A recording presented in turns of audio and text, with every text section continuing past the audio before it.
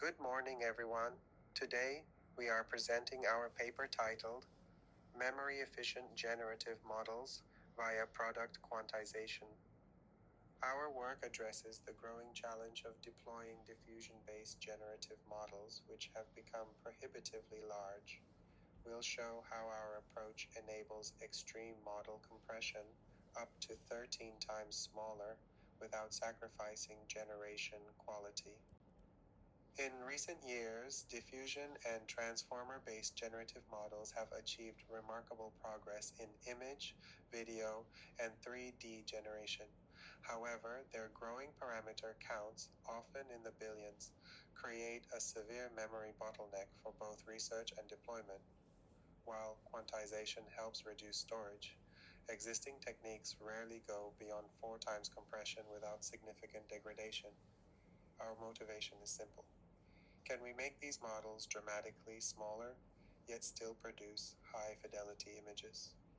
The main difficulty lies in how diffusion models operate.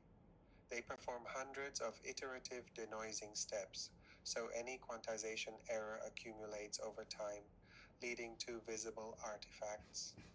Traditional post-training quantization methods such as GPTQ or QDIT fail catastrophically at 1 to 2 bits. Low-rank and pruning-based methods provide modest savings but cannot reach the scale required for mobile or embedded systems. We focus on solving the memory bottleneck directly by redesigning quantization for diffusion models.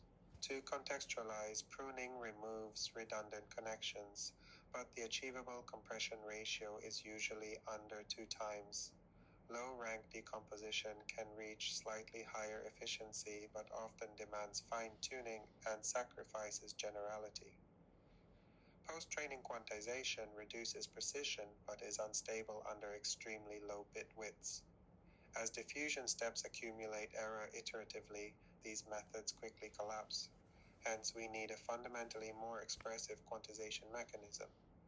We propose extending product quantization PQ for model compression.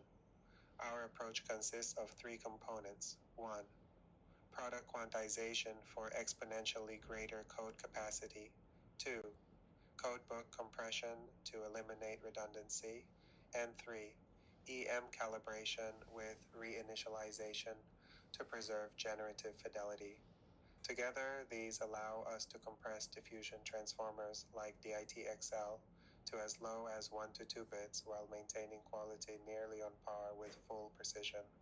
Let's first distinguish between vector and product quantization. Vector quantization uses a single shared codebook for all parameters, which severely limits representational capacity in high dimensions. In contrast, product quantization divides each weight vector into multiple subspaces, each with its own codebook. This decomposition expands the effective number of representable codes exponentially, allowing far finer granularity even under extreme compression. This is key to maintaining quality in diffusion models. While PQ provides large code capacity, it introduces larger codebooks. We found that many centroids are similar or rarely used. Thus, we introduced a frequency-based compression scheme. We merge similar centroids within a distance threshold and retain only frequently accessed ones. This reduces codebook storage to roughly 1/4 of the assignment storage, striking a balance between memory savings and diversity. It's a small but critical component for enabling low-bit PQ in large models. After quantization, the model needs calibration. We design an EM-inspired process.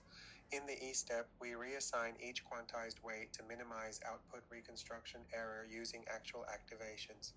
In the M step, we update the code books through gradient descent on the diffusion loss. Finally, reinitialization prevents codebook collapse by periodically refreshing inactive centroids.